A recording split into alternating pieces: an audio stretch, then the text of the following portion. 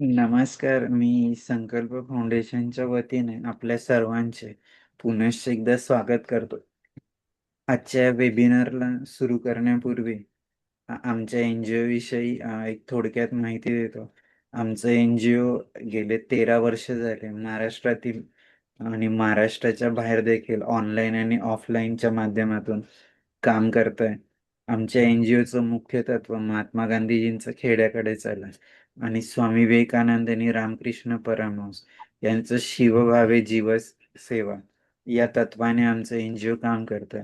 गेल्या 13 वर्षात ग्रामीण विकास, पर्यावरण, शिक्षण, आरोग्य, महिला सबलीकरण अशा विविध क्षेत्रात आम्ही कार्यरत आहोत. मागच्या 4 वर्षापासून 15 ऑगस्ट 2022 मी एक उपक्रम हाती घेतला ज्याचं नाव आहे संवाद सारथी.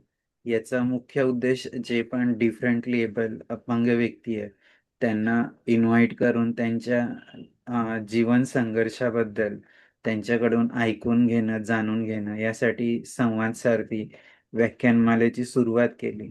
आणि निश्चितच सांगायला आनंद होईल की याच आठवड्यात 175 एपिसोड आमच्या या व्याख्यानमालेचे पूर्ण झाले. महाराष्ट्रातील जवळजवळ 36 पैकी 30 जिल्ह्यातनं महानुभाव आमच्या सोबत जुळले. यासोबत कर्नाटक, उत्तर प्रदेश, उत्तराखंड, दिल्ली, गोवा, जम्मू अँड काश्मीर अशा राज्यातील देखील महानुभाव जुळले की ज्यांनी त्यांच्या क्षेत्रात अगदी मास्टर ब्लास्टर आहेत अशी व्यक्ती, कोणी साहित्यामध्ये आहे, कोणी खेळात आहे, कोणी लॉयर आहेत. या पद्धतीची लोक आमच्या या व्याख्यानमालेत आलेत आणि त्यांनी निश्चितच ऐकणाऱ्यांना दिशा आणि गती दिली त्यांच्या जीवनात की कसं जगलं पाहिजे.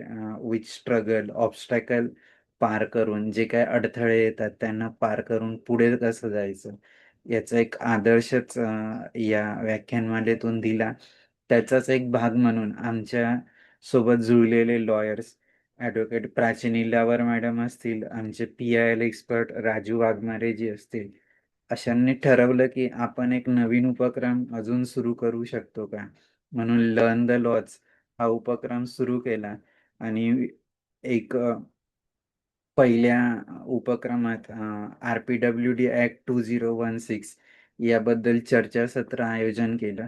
आणि आज आपण दुसऱ्या उपक्रमातील 8वं सेशनमध्ये आहोत. The mental health care act 2017.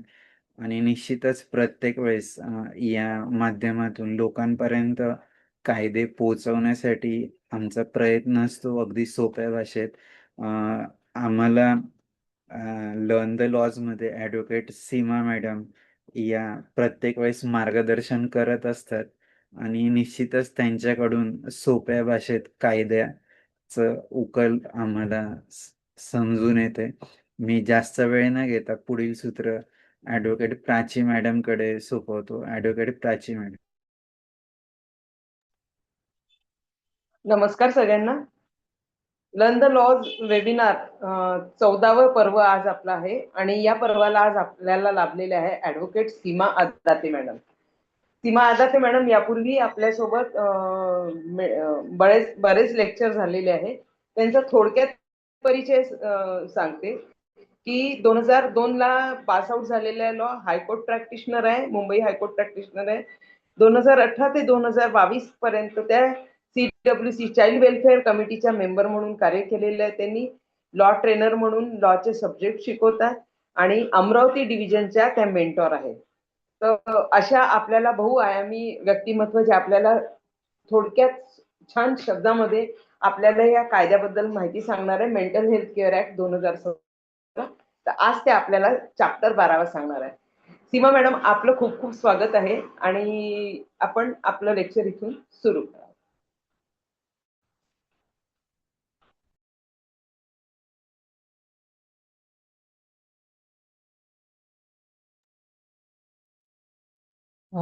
एकच नमस्कार मिनिट मी सर्वांना. शेअर करतो मॅम, हा. तुम्ही तोवर बोल. नमस्कार. आज आपलं सत्र जे आहे ते चॅप्टर 12 वरती आपलं सत्र असणार आहे. चॅप्टर 12 जो आहे मेंटल हेल्थ केअर ऍक्टचा, हा प्रोसेस बद्दल सांगतो की कशा पद्धतीने ऍडमिशन पेशंटचं होणं गरजेचं आहे किंवा कशा पद्धतीने ऍडमिशन व्हायला पाहिजे, कशा पद्धतीने डिस्चार्ज होऊ शकतो पेशंट हॉस्पिटलमधून.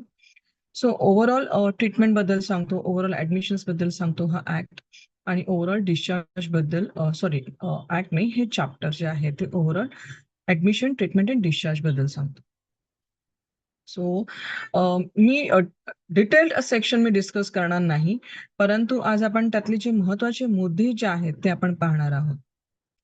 हा ऍक्ट जो आहे तो पूर्ण फोकस करतो कस्टडियल कर, म्हणजे ज्या वेळेला एखादी व्यक्ती अ, एखाद्या इस्टॅब्लिशमेंट, मेंटल हेल्थ केअर इस्टॅब्लिशमेंटमध्ये दाखल होते, तिथून त्यांची जी कस्टडियल केअर आहे ती त्यांची राईट बेस्ड ट्रीटमेंट काय असायला पाहिजे, त्यांच्या ट्रीटमेंटच्या गरजेनुसार त्यांना काय काय ट्रीटमेंट दिली गेली पाहिजे, ह्याच्यावरती हा चॅप्टर कम्प्लीट फोकस करतो. विशाल सर, स्क्रीन ही करता येईल का आपल्याला? Next screen.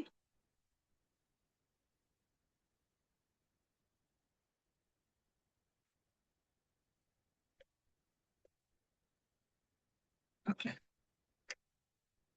सो चॅप्टर 12 मधले सेक्शन्स 85 टू 90 आणि 87 जे आहे ते ऍडमिशन प्रोसेस बद्दल सांगतं. पुढील सेक्शन्स जे आहेत ते ट्रीटमेंट रेग्युलेशन्स बद्दल सांगतं. लिव्ह आणि डिस्चार्ज कधी घ्यायचा या संदर्भात सांगतो, आणि नंतर फायनल जो चॅप्टर आहे तो रिसर्च बद्दल सांगतो. सर नेक्स्ट करता येईल का? सो ऍडमिशन चे ह्याच्यामध्ये प्रकार सांगितलेले आहेत. एक तर आहे इंडिपेंडेंट किंवा व्हॉलेंटरी ऍडमिशन. एक सपोर्ट ऍडमिशन, ज्याला कुणी रिप्रेझेंटेटिव्ह अपॉइंट करून, नॉमिनेटेड रिप्रेझेंटेटिव्ह अपॉइंट करून ऍडमिशन घेतलं जातं एखाद्या इस्टॅब्लिशमेंट, मेंटल हेल्थ केअर इस्टॅब्लिशमेंटमध्ये, किंवा ऍडमिशन ऑफ अ मायनर. असे 3 प्रकारचे इथे ऍडमिशन्स सांगितले गेलेले आहेत. सो अशी व्यक्ती जी स्वतःचे निर्णय घेऊ शकते, मेंटल हेल्थ केअर इस्टॅब्लिशमेंटमध्ये ऍडमिशन घेण्यासाठी जी डिसिजन घेऊ शकते, अशी व्यक्ती स्वतःचं इन्फॉर्म्ड कन्सेंट देऊन स्वतः ऍडमिट होऊ शकते, असा हा सेक्शन सांगतो. म्हणजे स्वतः वैयक्तिक ऐच्छिक सुद्धा ऍडमिशन घेऊ शकतात, असा हा सेक्शन सांगतो. एखादी व्यक्ती अगदी हाय सपोर्ट नीड मध्ये असेल, म्हणजे ज्यांना एक्स्ट्रीम मेंटल हेल्थ इश्यूज आहेत, 100% मेल्थ इश्यूज आहेत, तर अशा व्यक्तींना एखाद्या व्यक्तीचा सपोर्ट लागतो.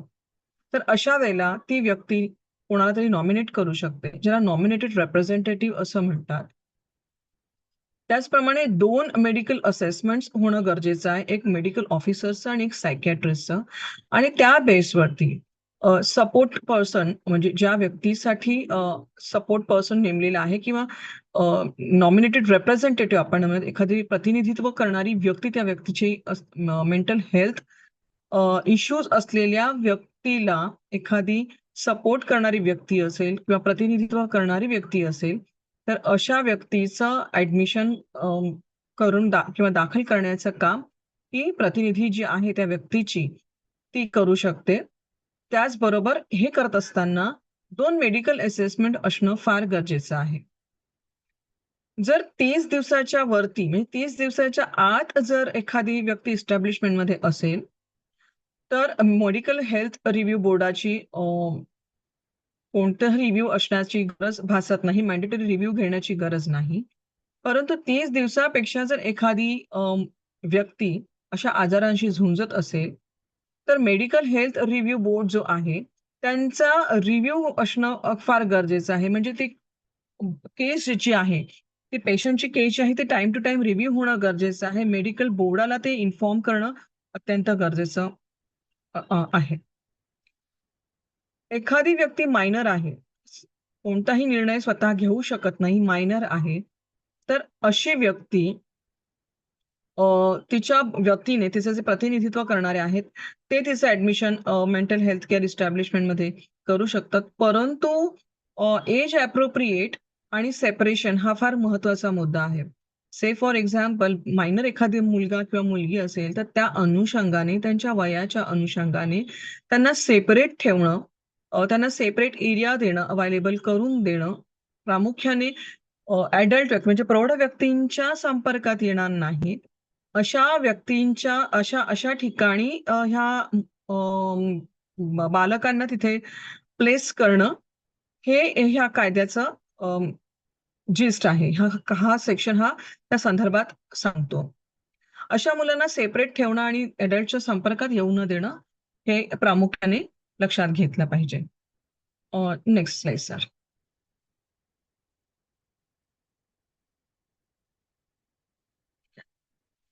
सो सपोर्टेड ऍडमिशन आपण इथे ग्लान्स पाहूयात की सेक्शन 89 जो काय सांगतो की up to 30 years nominated representative आणि टू मेडिकल प्रोफेशनल्स. सो 30 दिवसाच्या आतमध्ये जर एखादी व्यक्ती जर ऍडमिट झाली एखाद्या इस्टॅब्लिशमेंटमध्ये, मेंटल हेल्थ केअर इस्टॅब्लिशमेंटमध्ये, तर 30 दिवसाच्या आत जर असेल तर त्याचा रिव्ह्यू घेण्याची गरज नाही किंवा मेडिकल प्रोफेशनल्सचं ओपिनियन घेण्याची गरज भासत नाही. परंतु 30 दिवस आणि त्याच्यापेक्षा जर जास्त असतील तर मात्र नॉमिनेटेड रिप्रेझेंटेटिव्ह आणि 2 मेडिकल प्रोफेशनल जसं मी मघाशी म्हणाले की एक सायकॅट्रिस्ट आणि एक मेडिकल ऑफिसर्स यांचं ओपिनियन घेणं फार गरजेचं आहे. सेक्शन 90 जो आहे जो बियॉन्ड 30 डेज आहे म्हणजे स्ट्रिंजंट रिव्ह्यू आहे म्हणजे त्या पेशंटचं रिव्ह्यू घेणं फार गरजेचं आहे आणि त्याचबरोबर मेडिकल बोर्ड जे आहे तर मेडिकल बोर्डाला रिपोर्टिंग करणं बांधीलकारक आहे जेणेकरून 30 दिवस उलटून गेले आहेत आणि तरीही देखील पेशंट जे आहेत त्यांना हॉस्पिटलाइज्ड असणं गरजेचं आहे, त्यांचं ऍडमिशन करणं कंटिन्युएशन मध्ये असणं गरजेचं आहे असा हा सेक्शन प्रामुख्याने सांगतो. तर the two stage framework ensures progressively rigorous oversight the longer a person remains under the supported admission. म्हणजे 2 पार्टमध्ये हे विभागलेलं आहे. एक तर 30 दिवसाच्या आतमध्ये आणि दुसरं 30 आणि 30 दिवसाच्या वरती असणारी व्यक्ती. नेक्स्ट. मॅम इथं एक प्रश्न होता की समजा आता ज्याला ऍडमिट करायचं आहे तर तो अगदी म्हणजे त्याला ट्रीटमेंट म्हणून ऍडमिट होणं किंवा समजा आता तो एखाद्या याच्यात त्याच्यामुळे कोणाला त्रास झाला असेल येस. किंवा तो कदाचित एखाद्या केसमध्ये गुन्हेगार असेल किंवा तो एखादा व्हिक्टिम असेल की कोणीतरी त्याच्यावर खूप जास्त हे केल्यामुळे मेंटल प्रेशर त्याला हे सगळं ऍडमिट करावं लागेल. तर मग ते याच्यात कसं बसतं की त्याला ऍडमिशन देताना कारण आता साधं ऍक्सिडेंट किंवा काही असेल मारामारीची केस त्याला पण खूप सारे ते डॉक्टर लोक प्रश्न विचारतात ऍडमिट करताना. तसं याच्यात काही प्रोव्हिजन आहे का? हा माझ्या मनात प्रश्न. सुपर. अगेन की ज्या वेळेला एखादी व्यक्ती स्वतः त्या कॅपॅसिटीमध्ये नाहीये की मी आता सध्या कोणता डिसिजन घ्यावा, मला मेंटल हेल्थ इश्यूज आहेत पण माझ्यातले मेंटल हेल्थ इश्यूज जे आहेत ते मला स्वतःला माहीत नाहीत. जसं तुम्ही म्हणालात की एखाद्या चोरीमारीमध्ये सापडलेली व्यक्ती, एखाद्या गंभीर आजारात सापडलेली व्यक्ती किंवा एखादी व्हायलंट व्यक्ती तिला स्वतःला माहीत नाही की हे माझ्यातले प्रॉब्लेम्स आहेत आणि स्वतः ती कन्सेंटही देऊ शकत नाही. तर अशा वेळेला ज्यांना कोणाला त्यांचे मेंटल हेल्थ इश्यूज लक्षात येत आहेत, तर अशा व्यक्तींनी जवळच्या नजदीकच्या हॉस्पिटलमध्ये जाऊन डॉक्टरांना संपर्क करणं हे उचित राहील किंवा तिथे जवळपास जे मेडिकल बोर्ड आहे, त्यांना सांगणं किंवा त्यांना इन्फॉर्म करणं हे उचित राहील आणि त्यांच्या माध्यमातून त्यांना इस्टॅब्लिशमेंटमध्ये हॉस्पिटलाइज करणं, त्यांचं ऍडमिशन प्रोसेस करणं हे उचित असेल, अशा परिस्थितीमध्ये. पुढे जाऊन दुसरं देखील एक आहे सेक्शन 92 जो सांगतो म्हणजे ऍब्सेन्स च्या संदर्भात सांगतो. परंतु हा जो सेक्शन आहे ना, जो सेक्शन 89 आहे, हा खास करून 89 आणि 90 जो आहे, ज्यांना हाय सपोर्टची गरज आहे म्हणजे a person with a high support need म्हणजे ज्यांना 100% मेंटल हेल्थ इश्यूज आहेत, अशा व्यक्तींना ऍडमिट करत असताना एखादी जर व्यक्ती जर स्त्री असेल किंवा मायनर असेल तर 7 दिवसामध्ये मेडिकल बोर्डाला कळवणं गरजेचं आहे आणि अ, 7 दिवसाच्या आत मेडिकल बोर्डाला कळवणं गरजेचं आहे. परंतु अदर केसेसमध्ये तसे कळवण्याची प्रावधान नाही. ते कधीही 7 दिवसामध्ये कळवू शकतात आणि स्त्री आणि जर बालक असेल तर 3 दिवसाच्या आत कळवणं हे बंधनकारक आहे. म्हणजे ह्या सेक्शनच्या अंतर्गत ज्यांना 100% मेंटल हेल्थ इश्यूज आहेत, अशा मायनर आणि वुमन्स च्या संदर्भात 3 दिवसाच्या आत रिपोर्टिंग करणं गरजेचं आहे मेडिकल बोर्डाला. तर कोण कळेल?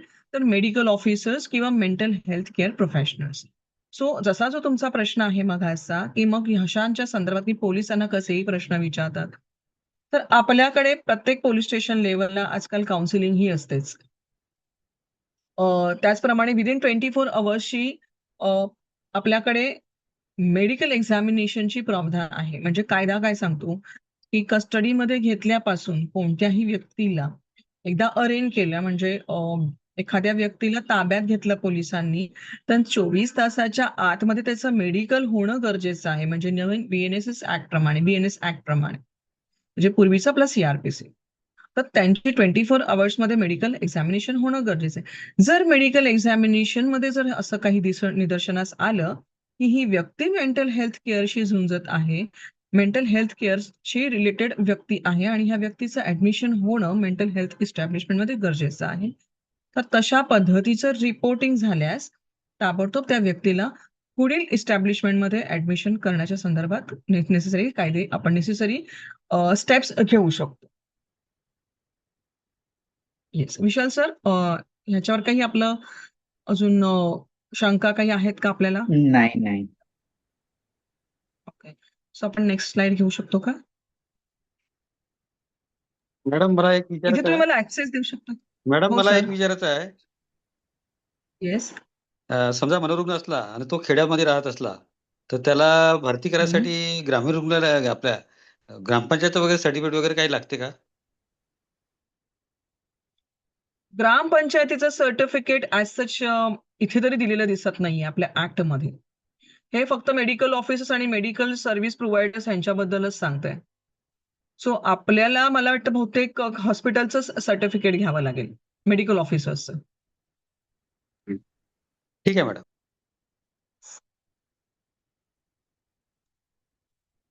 सो ॲज आय सेड की मघाशी म्हटल्याप्रमाणे की एमर्जन्सी ट्रीटमेंट जर एखाद्या व्यक्तीला देणं गरजेचं आहे. से फॉर एक्झाम्पल एखादी व्यक्ती म्हणजे सरांनी जो मघाशी प्रश्न विचारला, तर अशा व्यक्तीच्या संदर्भात आपण काय करू शकतो? तर मी मघाशी म्हटलं की प्रत्येक अरेंड व्यक्तीसाठी म्हणजे पोलिसांच्या ताब्यात गेल्यापासून 24 तासाच्या आत जशी मेडिकल ट्रीटमेंट मेडिकल एक्झामिनेशन होणं गरजेचं आहे.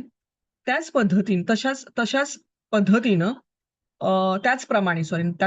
त्याचप्रमाणे एखाद्या व्यक्तीला इमिजिएट मेडिकल ट्रीटमेंटची गरज आहे.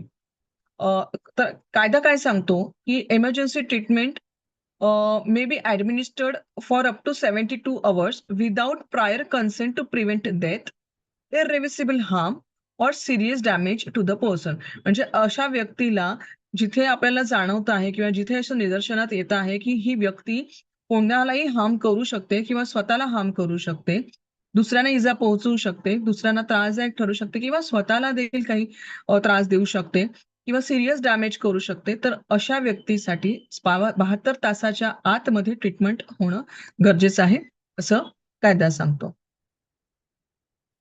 आणि ह्या संदर्भामध्ये एखाद्या व्यक्तीचं कन्सेंट घेणं हे गरजेचं नाही. इन्फॉर्म करणं गरजेचं आहे.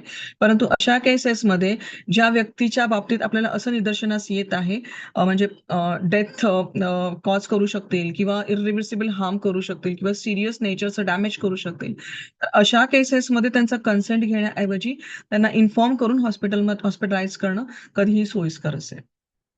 Next sir.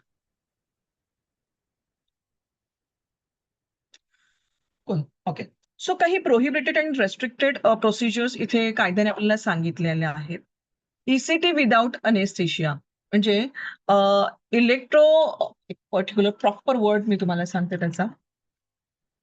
म्हणजे ज्याला आपण इलेक्ट्रिक शॉक असं म्हणतो, राईट? शॉक ट्रीटमेंट असं म्हटलं जातं. परंतु त्याचा ऍक्च्युअल शब्द असा आहे इलेक्ट्रोकॉन्व्हल्सिव्ह थेरपी, जी जनरली डिप्रेशन, बायपोलार डिसऑर्डर्स किंवा सिझोफ्रेनिया पेशंटसाठी यूज केली जाते. ह्याच्यामध्ये माइल्ड करंट्स ब्रेनमध्ये दिले जातात. तर अशा ज्या ट्रीटमेंट आहेत त्या ऍब्सोल्युटली प्रोहिबिटेड आहेत. मायनसच्या संदर्भात देखील बोर्डाची परमिशन लागते जर अशा पद्धतीची जर ट्रीटमेंट द्यायची गरज लागलीच तर.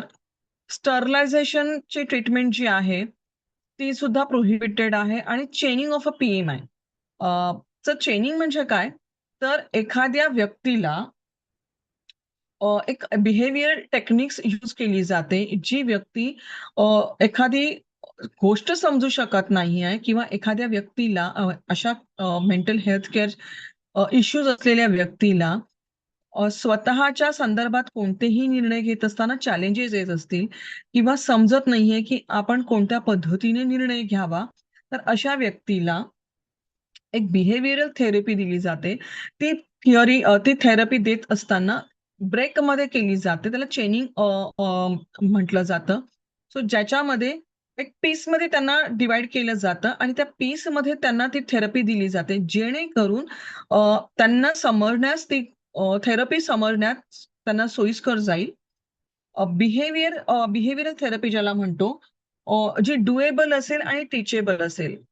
से फॉर एक्झाम्पल, हातामध्ये एखादी आपण काय म्हणायचं त्याला, एक एखादं आय एम सो सॉरी, मला तो वर्ड आठवत नाहीये. आपण I am really sorry.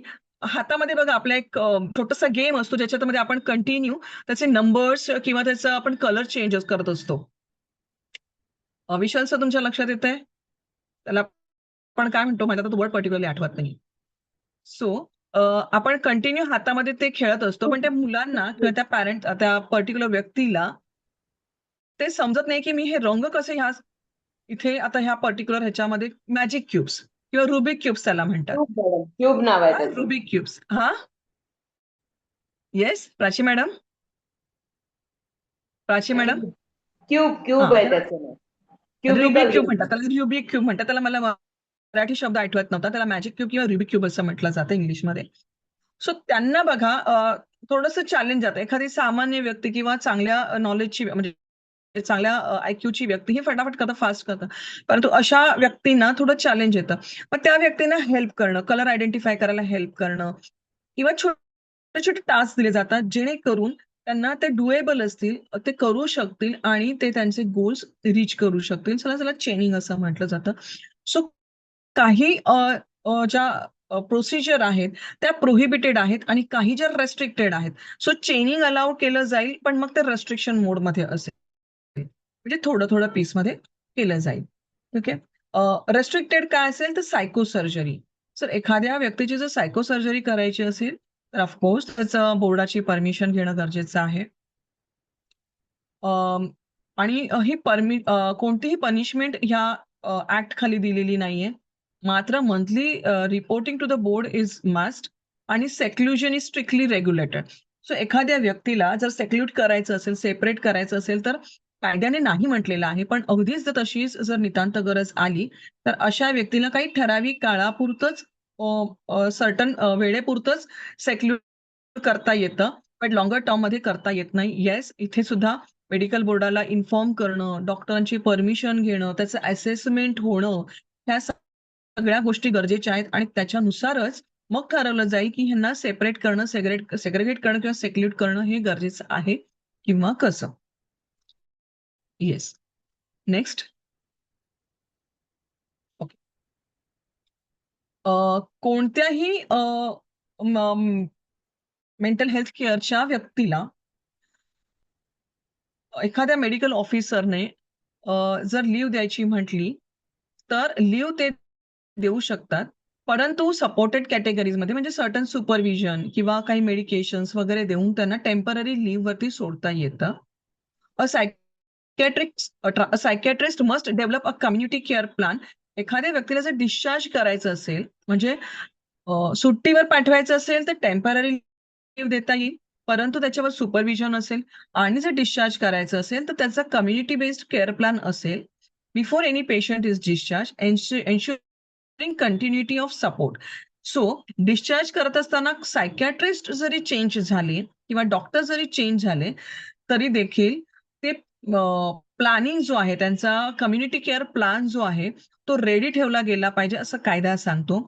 Psychiatrist जर चेंज झाले तर वेळोवेळी त्यांना अपडेट करणं हे हे कायद्याने बंधनकारक आहे, जेणेकरून त्यांची मेडिकल ट्रीटमेंट जी आहे किंवा सायकॅट्रिस्ट ट्रीटमेंट जी आहे ती कंटिन्यू राहील. त्यांना regular support, time based support त्यांना मिळेल. Yes, next. ओके. सो कायदा सांगतो की रिसर्च जर करायचा असेल एखाद्या व्यक्तीच्या केसच्या संदर्भात किंवा एखाद्या केसला धरून ज्याची मेंटल हेल्थ कंडिशन चांगली नाही, तर ह्या सगळ्या ज्या रिसर्चेस आहेत ह्या इन्फॉर्म्ड कन्सेंटमध्ये असणं गरजेचं आहे. एखादी व्यक्तीला जर अशा जर काही प्रकारचा आजार असेल आणि एखाद्या डॉक्टरना, मेडिकल हेल्थ केअर गिव्हर्सना, सायकॅट्रिस्टना, सायकोलॉजिस्टना, मेडिकल ऑफिसर्सना, ज्यांना कोणाला त्या व्यक्तीबरोबर संवाद साधायचा असेल आणि मेडिकल इंटरव्हेन्शन द्यायचं असेल तर त्या व्यक्तीला सांगणं गरजेचं आहे की तुझ्या आजाराच्या संदर्भात आम्हाला तुझ्याशी बोलायचं आहे, तर तू बोलायला इच्छुक आहेस का? त्यासाठी त्याचं इन्फॉर्म कन्सेंट घेणं. इन्फॉर्म कन्सेंट म्हणजे काय? तर आधी त्यांना पूर्व कल्पना देणं, पूर्वसूचित करणं आणि पूर्वसूचित केल्यानंतर त्यांचा होकार मिळणं. जर ती व्यक्ती कन्सेंट देत नसेल, तयार नसेल, तर त्या व्यक्तीच्या संदर्भात आपण काम करू शकत नाही. अगेन इथे सुद्धा पुन्हा एक दुसरा महत्वाचा मुद्दा असा आहे की जर एखादी व्यक्ती कॅपॅसिटीमध्येच नसेल जर कन्सेंट देण्याच्या, तर त्या व्यक्तीच्या बिहाफ ऑफ मध्ये एखादी नॉमिनेटेड रिप्रेझेंटेटिव्ह असेल आणि जर मायनर असेल तर त्यांचे कोणी केअर गिव्हर्स असतील किंवा त्यांचे कोणी गार्जियन्स असतील तर ते कन्सेंट देऊ शकतात. Then when consent cannot be given, जसं मी म्हटलं की जर कन्सेंट देता येत नसेल किंवा घेऊ शकत नसतील तर अशा स्पेसिफिक परमिशन अशा वेळेला मग स्टेट अथॉरिटीकडून घेता येईल. आणि काही एथिक्स आहेत जे गाईडलाईन्स मध्ये दिलेले आहेत. से फॉर एक्झाम्पल की इन्फॉर्म कन्सेंट जसं म्हटलेलं आहे त्याचप्रमाणे आयडेंटिटी डिस्क्लोज न करणं हा देखील ह्या गाईडलाईनचा एक महत्वाचा मुद्दा असणार आहे की कोणत्याही व्यक्तीच्या बाबतीत आपण जेव्हा काम करतो अशा व्यक्तींच्या संदर्भात तेव्हा त्यांची आयडेंटिटी डिस्क्लोज न करणं किंवा त्यांची माहिती कोणत्याही प्रकारे डिस्क्लोज न करणं, कोणाच्याही संपर्कात ही माहिती येऊ न देणं, ह्या गाईडलाईन्स ना फॉलो करणं फार गरजेचं आहे आणि हे स्ट्रिक्टली फॉलो करणं गरजेचं आहे. काही एथिक्स जे आहेत ते फॉलो करणं फार गरजेचं आहे. त्यांचे इमोशन्सना हर्ट न होणं, त्यांच्या भावनांच्या अगेन्स्ट न जाता त्यांना ट्रीटमेंट देणं हा अगेन गाईडलाईन्स आणि ह्या कायद्याचा एक भाग आहे. नेक्स्ट. येस, विशाल सर. मॅम हे सेम नेक्स्ट. पीएमआय का ते मागच्या स्लाइड मध्ये होतं, पीएमआय चेनिंग, त्याचं लॉंग फॉर्म काय आहे? PMI. Person with mental illness. Okay okay, got it. हा, आणि एनआर म्हणजे नॉमिनेटेड रिप्रेझेंटेटिव्ह, ईसीटी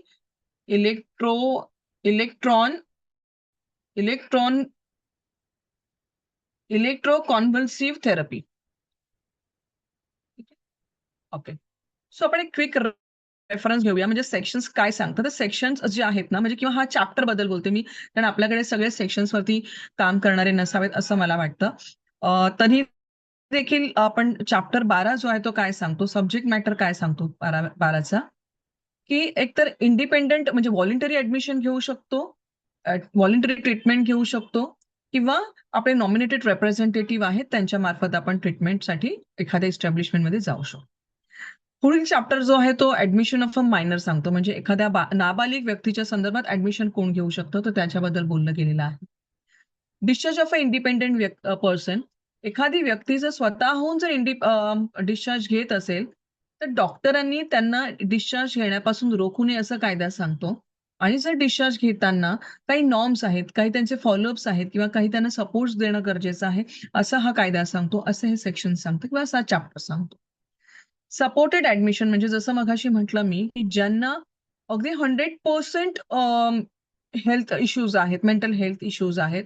तर ह्यांना अगदी आपण हाय रिस्क मध्ये आपण म्हणू शकतो, हाय सपोर्ट पर्सन मध्ये आपण त्यांना गणती करतो. ते सेक्शन 80 आणि 89 आणि 90 चा पार्ट आहे.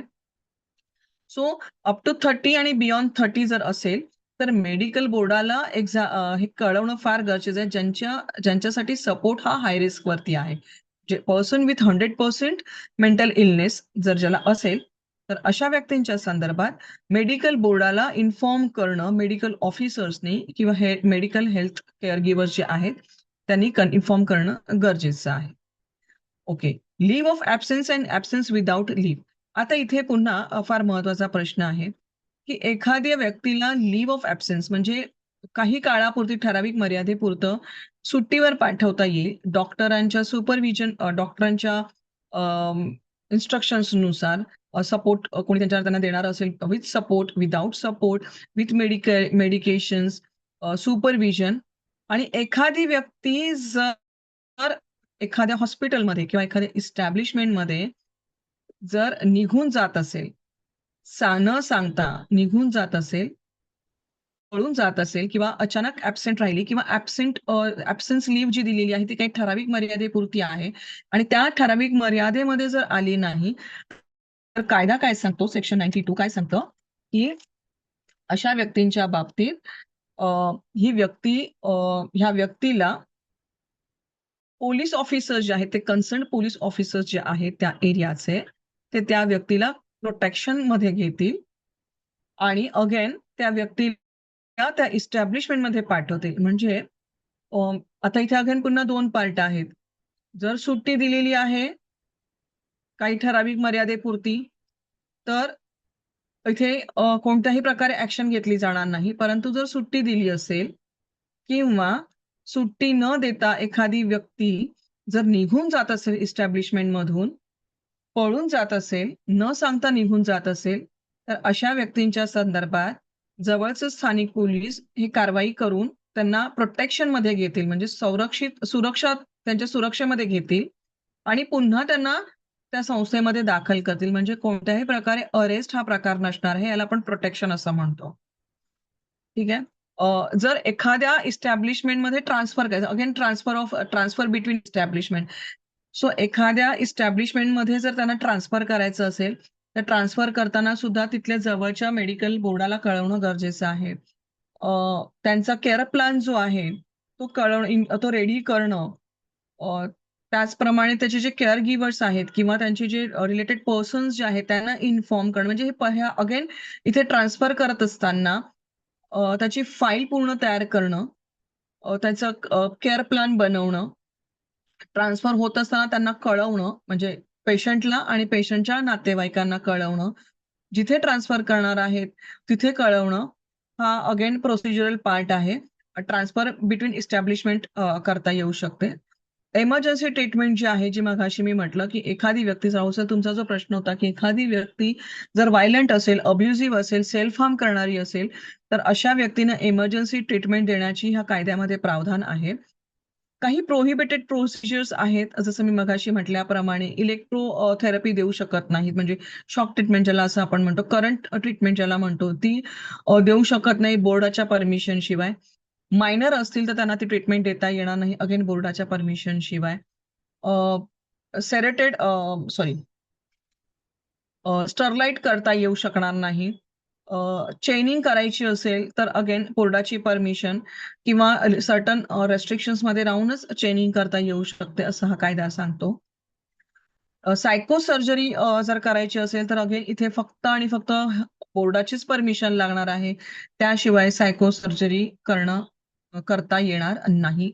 हे मॅन्डेटरीली करता येणार नाही, हे कायदा सांगतो. डिस्चार्ज प्लॅनिंग म्हणजे एखाद्या व्यक्तीला ट्रीटमेंट दिल्यानंतर जर डिस्चार्ज करायची परिस्थिती आली किंवा डिस्चार्ज करायचंच असेल तर त्याचा पूर्ण केअर प्लॅन असणं गरजेचं आहे. ऍडमिशन म्हणजे प्री, पोस्ट अँड फ्युचर, म्हणजे ऍडमिशन होण्यापूर्वी ही व्यक्ती कशी होती, ऍडमिशन दिल्यानंतर ह्या व्यक्तीची परिस्थिती कशी होती, काय काय आपण त्यांना ट्रीटमेंट दिली हॉस्पिटलने, ह्या इस्टॅब्लिशमेंटने, आणि इथून पुढे त्याला फ्युचरमध्ये काय काय ट्रीटमेंटची गरज असणार आहे, तर असा त्याचा जो प्लॅन जो आहे, केअर प्लॅन ज्याला असं म्हणतो, तो असणं त्याच्यासोबत गरजेचं आहे. आणि अगेन लास्ट सेक्शन जो आहे जो रिसर्च इन्व्हॉल्वमेंट बेस्ड आहे. म्हणजे अगेन जिथे आपण एखाद्या व्यक्तीसोबत संवाद साधतो अशा व्यक्तींना ज्यांना माहित आहे किंवा माहितही नाहीये की मी मेंटल इलनेसची मी पेशंट आहे. तर अशा व्यक्तींच्या संदर्भामध्ये जेव्हा आपण रिसर्च करत असतो किंवा त्यांच्याशी संवाद साधत असतो, तेव्हा त्या व्यक्तींना माहिती असणं हे गरजेचं आहे. आणि जर माहिती नसेल तर त्या व्यक्तीच्या वतीने जे कोणी त्यांना सहकार्य करत आहेत, जे कोणी त्यांचं प्रतिनिधित्व करत आहेत, त्यांचं कन्सेंट असणं गरजेचं आहे. ह्या ह्या कन्सेंट खास करून मायनर मुलांच्या बाबतीत प्रामुख्याने कन्सिडर केल्या जातात. Next sir. Vishal sir, next slide.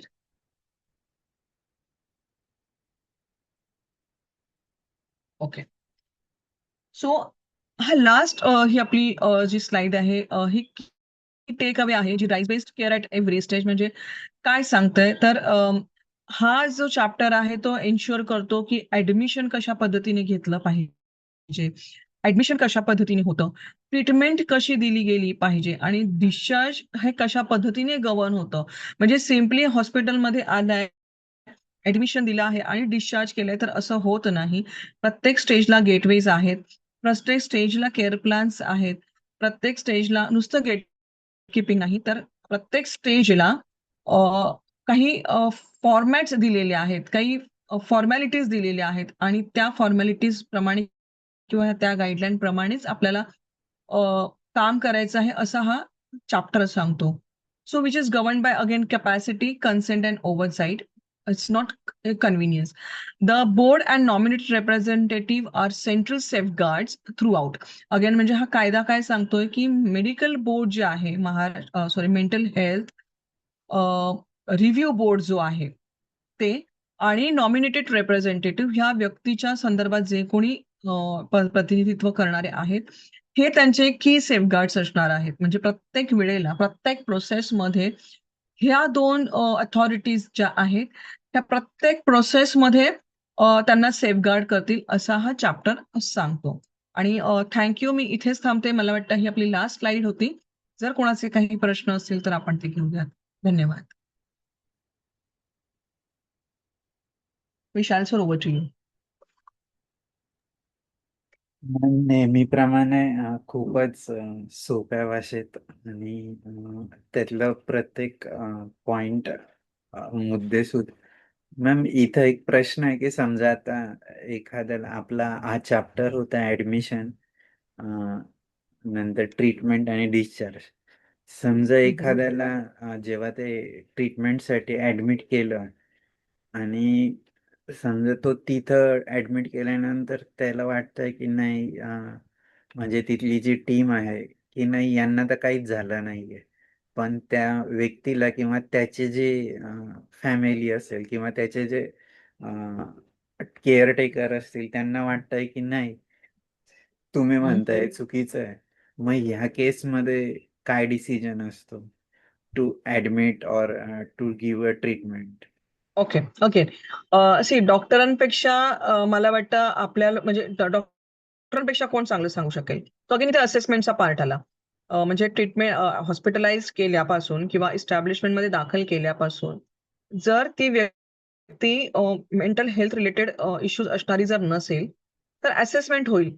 त्या असेसमेंटच्या बेस्डवरती डॉक्टर्स इन्फॉर्म करतील पॅरेंट्सना किंवा केअर गिव्हर्सना की ह्यांना कोणत्याही प्रकारचा हा आजार नाही. ही व्यक्ती ह्या 1, 2, 3 स्टेप्सने किंवा ह्या पर्टिक्युलर ट्रीटमेंटने पूर्णपणे बरी होऊ शकते. ॲज सच त्यांना इथे मेंटल हेल्थ केअरमध्ये थांबवण्याची किंवा ठेवण्याची गरज नाही. अमुक एक ट्रीटमेंट दिल्यानंतर ही व्यक्ती पूर्णपणे बरी होऊ शकते. से फॉर एक्झाम्पल सायको काउन्सिलिंग आहे, प्लेन सायको काउन्सिलिंग आहे किंवा एखाद्या व्यक्तीच्या संपर्कात राहून, सतत संपर्कात राहून ती व्यक्ती जर म्हणजे आपल्याला जर एखाद्या व्यक्तीच्या संपर्कात राहून एखादी व्यक्ती जर कोणाचं ऐकत असेल, तर आपण म्हणतो ना, की ही ह्याचंच फक्त ऐकू शकते. बाकी कोणाचंच ऐकू शकत नाही. तर अशा व्यक्तीच्या बाबतीत समजा रेकमेंडेशन देऊन, की ह्या व्यक्तीच्या संपर्कात राहिली तर ही व्यक्ती सुधारू शकते. नॉर्मल रुटीन लाईफ जगू शकते आणि 1, 2, 3, 4 आपण ट्रीटमेंट त्यांना देऊ किंवा त्यांना आपण 1, 2, 3, 4 स्टेप्स फॉलो केल्यानंतर ही व्यक्ती पूर्णपणे बरी होऊ शकते. तर तसं रेकमेंडेशन देतील आणि त्यांना हॉस्पिटलाइज्ड न करण्यापासून थांबवतील. आणि इथे मात्र मग कोणी त्यांना फोर्स करू नाही शकत हॉस्पिटलला ठेवण्यामध्ये. डॉक्टरांना कोणी फोर्स नाही करू शकत.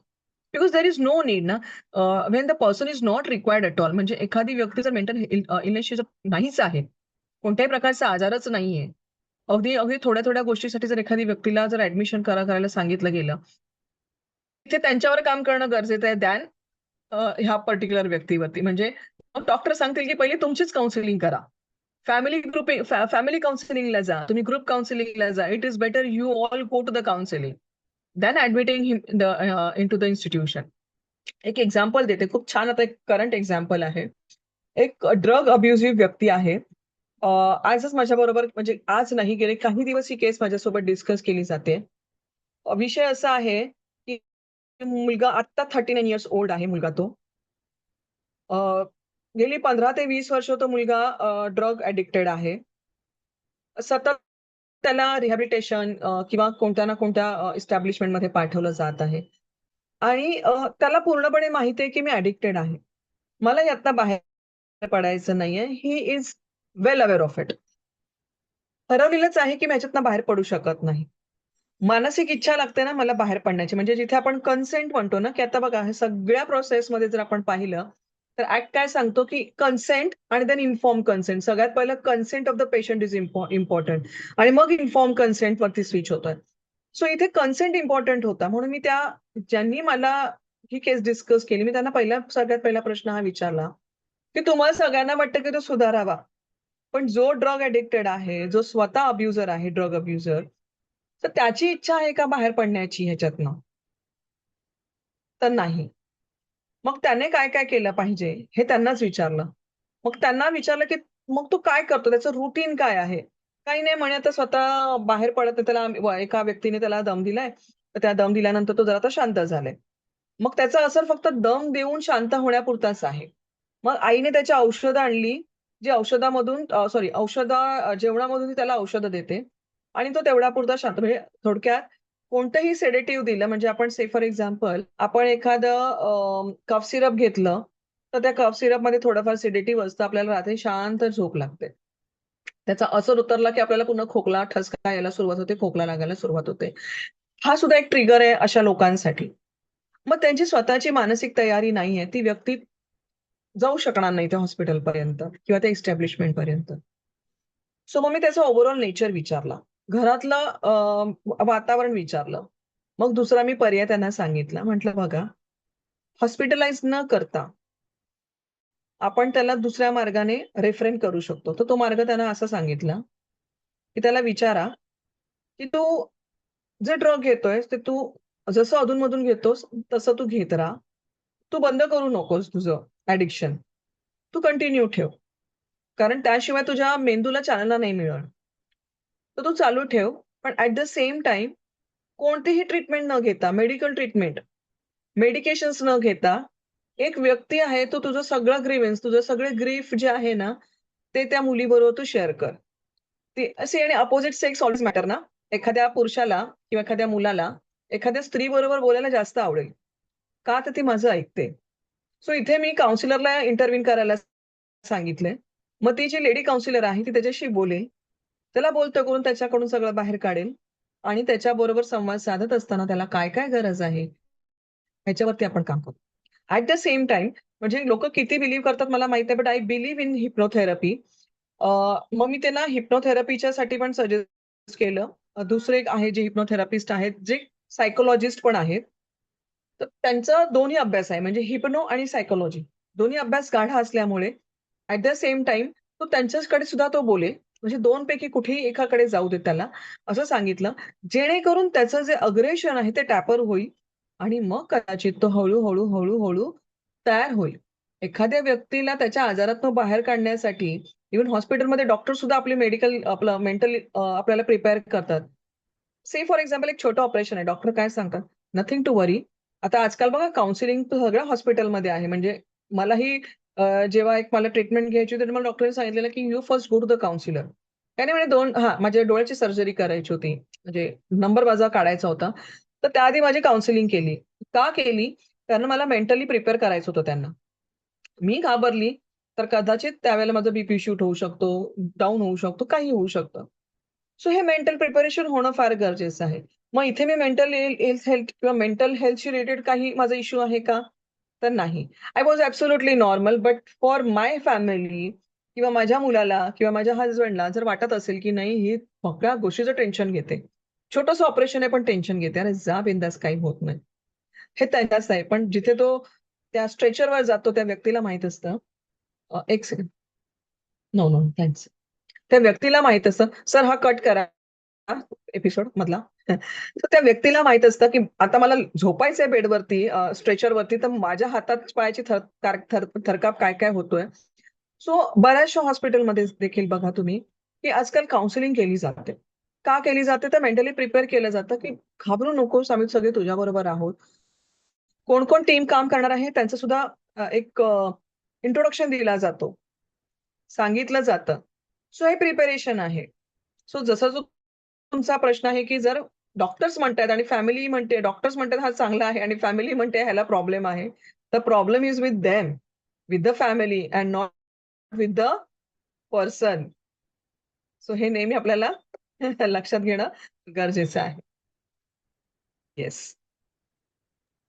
थँक्यू अजून काही मॅम. शंका? नाही, भानसे सर, प्राची मॅम, तुम्हाला काही बोलायचं असेल तर बोला.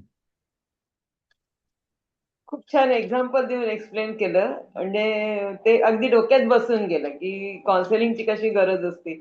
आणि मेंटल हेल्थ केअर ह्याच्यामध्ये तर काउन्सिलिंग पॅरेंट्सचं ॲज वेल ॲज पेशंटचं हे खूप गरजेचं असतं, सायकियाट्रिक आणि हे सगळं. तर खूप छान एक्सप्लेन केलं मॅडम. Thank you.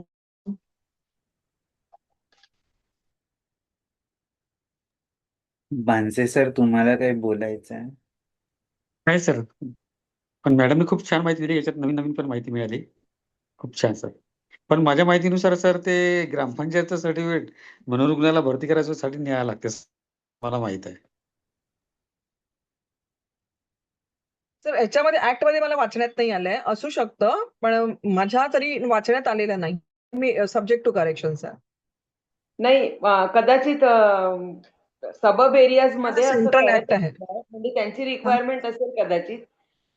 त्यांच्या रूल्स प्रमाणे ते रिक्वायर्ड करत असेल. काहीतरी आयडेंटिफिकेशन पाहिजे ना, ग्रामपंचायतीचं ऍटलीस्ट आयडेंटिफिकेशन हवं बा. म्हणजे पॅरेंट्स तर कधी म्हणणार नाहीत, तर ग्रामपंचायतचं तरी आणा बा असं. म्हणजे जसं आपण वारसा हक्काच्या वेळेस खेड्यातल्या लोकांचं वारसा हक्काचं प्रमाणपत्र मागतं, की यांचे हे वारस आहे, तसाच प्रकार असेल. मे बी घेत असतील, नो डाऊट. ते घेत असतील. हां, येस. पण सेंट्रल ऍक्ट आहे ना, तसं ग्रामपंचायतीचा प्रामुख्याने उल्लेख येणार नाही sir. Yes. Over to you sir. Thank you Bhanse sir आणि सीमा मॅम. प्रत्येक वेळेस तुम्ही ज्या पद्धतीने सांगतात ना, हे आम्हालाच नाही, जे नंतर लाईव्ह किंवा रेकॉर्डिंग बघतात त्यांच्यासाठी हे खूप फायद्याचं आहे, की यातनं काहीतरी त्यांच्या जीवनात, त्यांच्या कामासाठी यातनं मदत मिळते. आणि तुम्ही इतका महत्त्वाचा वेळ देतात. तुम्ही इतके बिझी असतात, मला प्राची मॅडम सांगतात. तरी तुम्ही आमच्या सर्वांसाठी हा वेळ देतात, तो खूप महत्त्वाचा आहे. मी पुनश्च एकदा तुमचे ऋण व्यक्त करतो आणि पुढेही अजून बरेचसं तुमच्याकडून शिकायचं आहे, ऐकायचं आहे.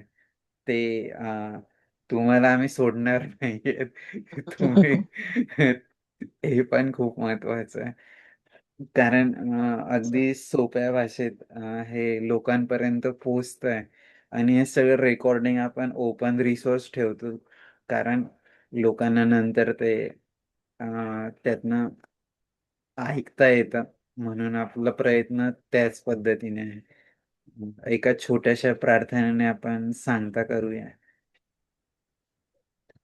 सर्वे भवन्तु सुखिनः, सर्वे सन्तु निरामया, सर्वे भद्राणि पश्यन्तु, मा कश्चित् दुःखभाग् भवेत्. ॐ शान्ति शान्ति शान्तिः. ॐ मैत्री मैत्री मैत्रिः. ॐ पुनश्च एकदा धन्यवाद सर्वांचे. पुन्हा आपण खूप भेटूया. खूप खूप धन्यवाद मॅडम. थँक्यू. थँक्यू तुम्हा सर्वांना सुद्धा. तुम्ही मला हा प्लॅटफॉर्म देता. तुमच्यामुळे मीही शिकते. धन्यवाद तुम्हा सर्वांचे पुन्हा एकदा. Good night all of you.